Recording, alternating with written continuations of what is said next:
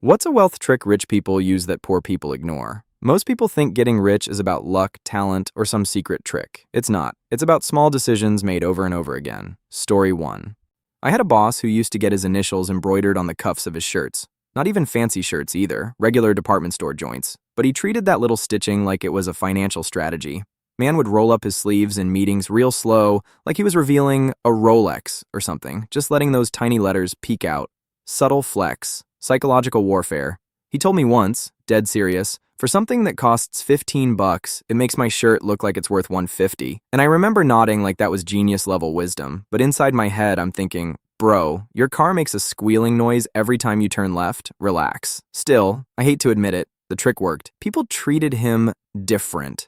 More respect, more attention, like he had secret money tucked somewhere. Story 2. My boyfriend booked this stupid fancy hotel for a weekend trip, like marble floors, chandeliers that look like they cost more than my car, staff walking around in suits at 9 a.m. for no reason. The kind of place where you feel underdressed even in business casual. I saw the confirmation email and immediately went into panic mode. I'm like, cancel it. Seriously. We don't belong there. They're gonna look at us like we wandered in from a gas station. He just stared at me, dead calm, and goes, babe, we paid. That's the only membership they care about. Still, I showed up nervous as hell, walking through those giant glass doors like I was about to get bounced by security for existing. I kept expecting someone to stop us. Ma'am, this area is for guests only. Even though we literally were guests. But nobody said a word. Front desk smiled, handed us keys, called me miss like I was royalty or something. Bellhop grabbed our bags. Whole thing felt illegal, like we were running a scam. Meanwhile, everyone else there, just normal people. Some dressed nice, some dressed sloppy, one dude in gym shorts eating a $28 burger like it was McDonald's. That's when it clicked. Fancy places aren't guarded by taste police. They're guarded by price tags. And once you clear that hurdle, you're in the club. No secret handshake, no background check. Most folks stay away because they're intimidated, not because they're actually unwelcome. Half of rich people confidence is literally just walking in like you belong and not apologizing for breathing the expensive air. Story 3. When I first moved to New York, I treated fancy hotels like museums. Look, don't touch, definitely don't breathe too loud. I'd be outside in the freezing wind doing that hunched up penguin walk while there's this massive warm lobby 10 feet away with couches softer than my entire apartment. But in my head, I'm thinking security's gonna tackle me the second I step on the carpet. Then one miserable winter day, rain coming down sideways, shoes soaked, mood already trash, I finally snapped. I ducked into this big midtown hotel just to get out of the storm. No plan. Fully expecting some dude in a blazer to clock me and say, "Sir, guests only." Nobody even blinked. People were hustling around. Tourists, dragging suitcases, business folks glued to their phones. I grabbed a seat, warmed up, even poured myself one of those bougie lemon cucumber waters like I owned the place. Sat there for 20 minutes, scrolling my phone, drying off, living my best, fake, rich life. Zero drama. After that, it became a whole strategy. Bad weather? Cut through the hotel instead of walking the block? Need a clean restroom? Hotel lobby? Need 5 minutes to regroup before a meeting? Hotel lobby again. It's like urban shelter DLC nobody tells you about. Story 4. I remember the first time I heard about that Delaware address, 1209 North Orange Street, and thought it was some conspiracy nonsense. Like, how the hell does one random office building have hundreds of thousands of companies registered there? Sounds like a glitch in the system, but nope, totally legit. It's basically a mailbox with a law firm attached, and corporations use it because Delaware has business-friendly tax laws. Not shady in the criminal sense, more like the government left a side door unlocked, and rich people walked through it with confidence while the rest of us kept knocking on the front. And here's the kicker.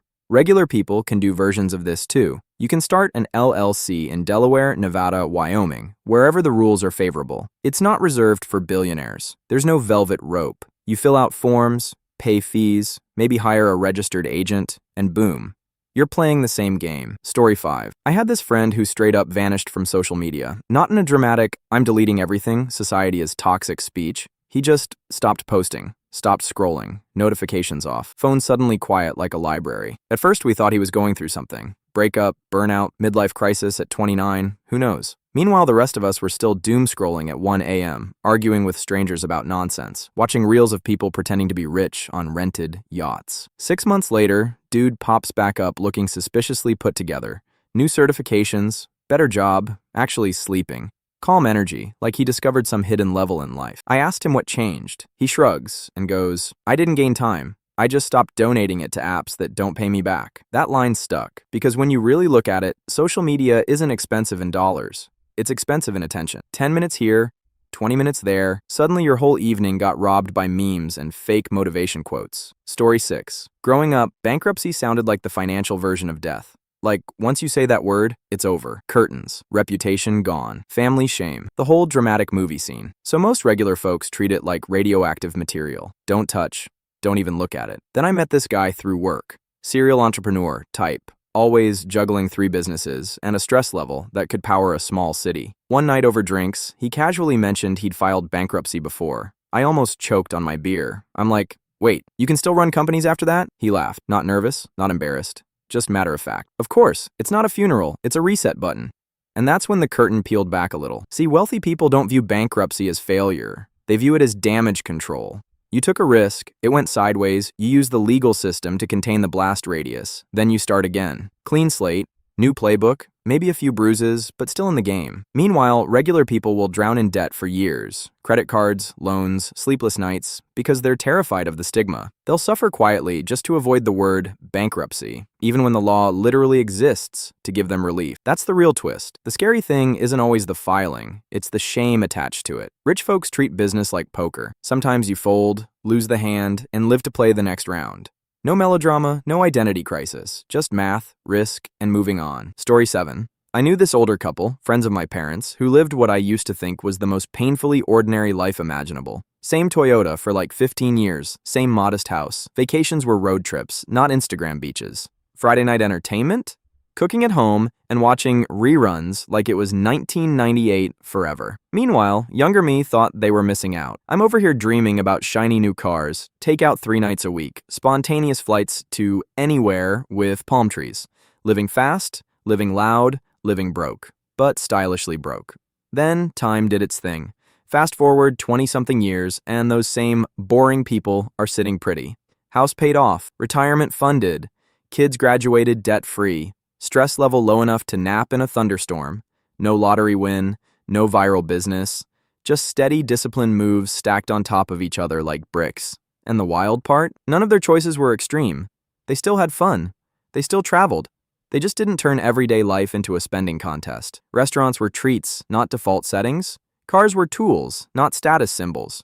Credit cards were used like coupons, not lifelines. That's when it hit me. There really is no magic button. No secret portal to wealth. It's more like slow cooking a meal. You keep the heat low, keep showing up, and let time do the heavy lifting. And honestly, the most rebellious financial move in a world screaming buy now is quietly saying, nah, I'm good.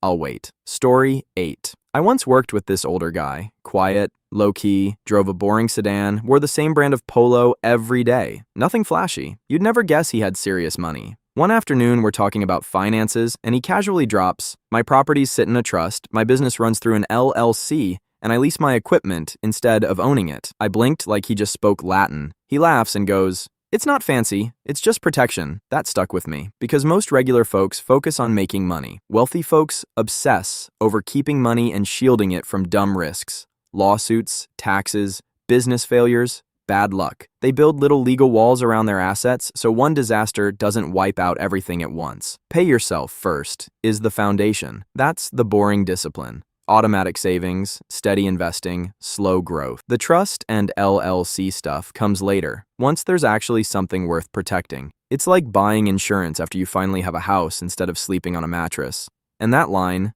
lease assets, own debt, sounds backwards until you realize the logic. If something loses value fast, cars, equipment, let someone else own the headache. But if something earns money, property, business loans that generate profit, control the financing and the terms. No magic, no shortcuts, just structure. Most people think wealth is about earning more, but the long game? It's about organizing your life, so one bad day doesn't erase 10 good years. Story 9.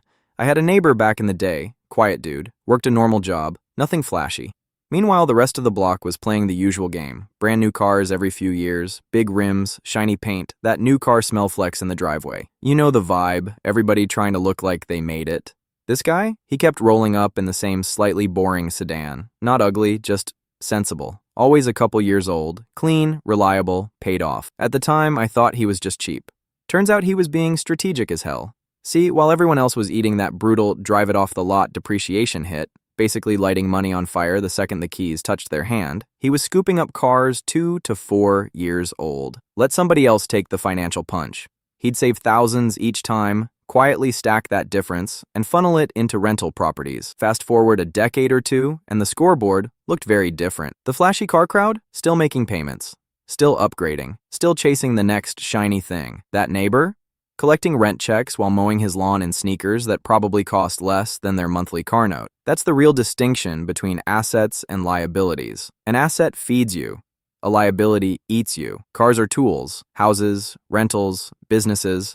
Those can become engines. Not overnight, not magically, but steadily. You trade short-term flex for long-term freedom. Story 10. I had a coworker who used to keep a big chunk of cash sitting in a regular savings account. Felt safe, felt responsible.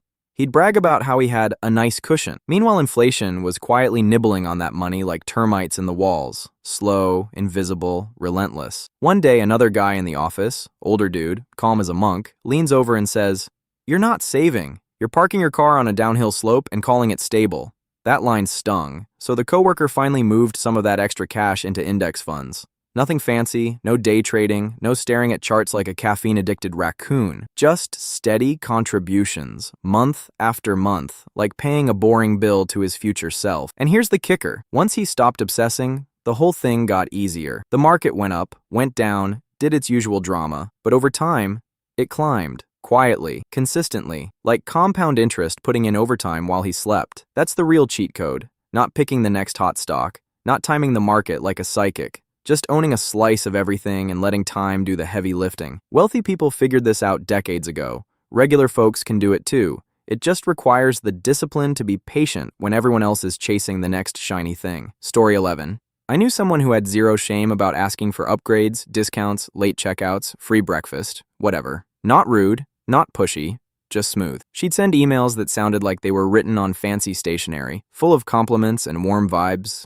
Like, "We've always had such a wonderful experience with your property and are excited to return." Half the time, they'd toss her something extra. Not because she was rich, not because she had status, just because she asked nicely and made them feel appreciated. Hospitality folks are human. Flattery hits different when it's not fake nasty, but playfully respectful. Now, the whole fake personal assistant angle, that's more theater than necessity. You don't actually need a pretend staff member to pull this off. The real trick is psychological. When requests come through email, people feel less awkward asking, and businesses feel less pressure responding. It becomes a conversation instead of a confrontation. And here's the funny truth nobody tells you. Hotels, airlines, restaurants, they often have wiggle room. Discounts, upgrades, comps, late checkouts. It's baked into the system, but those perks usually go to the people who speak up, not the ones silently hoping for magic. So the lesson isn't invent a fake assistant. It's get comfortable asking for small favors without acting apologetic. Worst case, they say no. Best case, you just saved money for the price of a polite email. Story 12. I had a buddy who put everything on his credit card. Groceries, utilities, insurance, phone bill, even his Netflix subscription. At first, I thought he was one bad month away from financial disaster. Like, bro, you're playing with fire. But then I noticed something weird. He never carried a balance. Ever. Payday hits, boom, card paid off in full like clockwork. No interest, no drama. Just points stacking up quietly in the background like loose change in a jar. Fast forward a couple years, and this dude is posting photos from trips I assumed he couldn't afford. Flights, hotels, concerts, even big-ticket events. I asked him straight up, "Man, how are you paying for all this?" He grins and goes, "I'm not, my bills are." That line hit hard. See, most people use credit cards like emergency oxygen. He used his like a rewards engine. The same money he was already spending, rent, food, gas, was generating perks instead of disappearing into the void. Over time, those points snowballed into flights, hotel stays, and experiences that felt luxurious but were basically funded by everyday life. The catch, of course, and this is the part people ignore, is discipline. If you carry a balance, the interest will eat those rewards alive faster than a pack of wolves. But if you treat the card like a debit card with benefits, whole different story. No magic, no secret club. Just paying your normal bills and letting the perks do the side hustle. Story 13. I had an older coworker who used to go on rants about new cars like they personally insulted his family. Anytime someone rolled into the parking lot with that fresh-off-the-lot shine, he'd just shake his head slowly, like a disappointed coach watching a rookie fumble the ball. One day, a new hire showed up in a brand-new sports sedan. Paint sparkling, rims gleaming, that unmistakable "I made it" vibe. Everyone gathered around, hyping it up, taking photos, asking about horsepower. Meanwhile, the old guy leans over to me and mutters, "That car just stole his future down payment." Brutal, but memorable. He explained it in plain terms. The second you drive a new car off the lot, it drops in value. Not a little, a lot. You're paying top dollar for something that immediately starts sliding downhill. Then you stack interest on top of that, especially with dealership loans, and suddenly you're locked into years of payments for an asset that's shrinking every month. Meanwhile, the quiet move, the boring move, is buying a car that's a few years old, still reliable, still looks good, but someone else already took the financial punch. You get the utility without the ego tax. And that theory about flashy cars,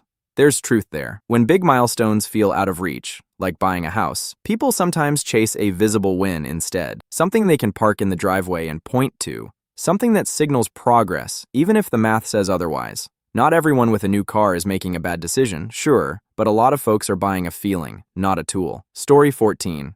I knew a couple who bought a house that looked straight out of a real estate commercial. Huge kitchen island, 3 bathrooms, every kid with their own bedroom like they were tiny royalty. On paper, they were doing great. In reality, they were sweating every bill like it was a final exam. No savings, no investing, just vibes and monthly payments. Meanwhile, another family down the street lived in a smaller, slightly older place. Kids shared rooms, vacations were modest. Takeout was a treat, not a lifestyle. At the time, it looked like they were behind, like they hadn't leveled up yet. Fast forward 10 years, and the scoreboard flipped. Big house family, still grinding, still stressed, still one emergency away from panic mode. Smaller house family, investments growing quietly in the background like sourdough starter, slow, steady, unstoppable. That's the part people underestimate. Investing today feels tiny, almost pointless, like tossing coins into a jar. But compound interest is sneaky. It starts slow, then suddenly it's doing push-ups while you sleep. And the advice about just auto-buying something simple like a broad market fund, that's the real democratization move. No stock-picking genius required, no Wall Street suit, just consistency. Because here's the uncomfortable truth. Most people don't fail financially from lack of income. They fail from upgrading their lifestyle faster than they upgrade their discipline. Story 15.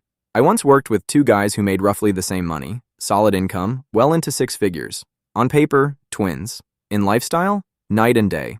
Guy number 1 rolled into the parking lot every morning in a brand new luxury SUV, designer clothes, fancy watch, always talking about the next vacation. Vegas, Cancun, somewhere with bottle service and photos for Instagram. From the outside, he looked rich, like textbook rich. Guy number 2 drove a 10-year-old sedan, packed his lunch, took road trips instead of flying first class. Nobody paid much attention to him because, frankly, he didn't look impressive. Just a regular dude minding his business. Fast forward a decade. Flashy guy? Still working hard, still making payments, still stressed about money. Quiet guy? Financially independent, house nearly paid off. Investments stacked deep. Could walk away from the job tomorrow if he wanted. That's when the illusion cracks. A lot of people confuse income with wealth. Income is what you make. Wealth is what you keep. Big difference. You can earn a ton and still be broke if your lifestyle eats everything you bring in. Meanwhile, someone earning less, but living slightly below their means, can quietly build serious net worth over time. And that stat about high earners buying regular cars? Totally believable. Because once you understand money, the goal shifts. It's not about looking rich. It's about being free. Story 16. I had a friend who thought all debt was evil. Like, morally wrong. Credit cards? Bad. Loans? Bad. Mortgages? Suspicious. His life goal was to owe nobody anything. Ever. Then he met this older investor guy who flipped that whole belief upside down. The investor said, debt isn't the enemy. Bad debt is. Good debt works for you. That sounded like nonsense at first. But then he explained it with numbers instead of philosophy. If you can borrow money at, say, 4% interest, and use that money to buy something that earns 8%, you're pocketing the difference. That's leverage. That's how businesses expand, how real estate investors grow portfolios, how wealthy people scale faster than their savings alone would allow. They're not avoiding debt. They're controlling it. Meanwhile, most regular folks only experience the painful kind. Credit cards at 20%, car loans on depreciating vehicles, financing stuff that loses value the second you bring it home. That's debt working against you. The rich version looks different. They borrow cheaply to acquire things that generate income: rental properties, businesses, equipment, investments. The asset helps pay back the loan, and anything left over becomes profit. But here's the part people skip over, and it matters a lot. Leverage magnifies outcomes. Good decisions get bigger. Bad decisions get catastrophic. That's why disciplined investors run the numbers obsessively. They build cushions. They plan for worst-case scenarios. Because when you borrow to invest, you're playing offense, but you better have a defense. Still, the core idea is simple. If money costs less to borrow than it earns when invested, you can grow faster. That's not magic. That's math, with a little courage mixed in. If you learned something useful today, hit subscribe. See you in the next one.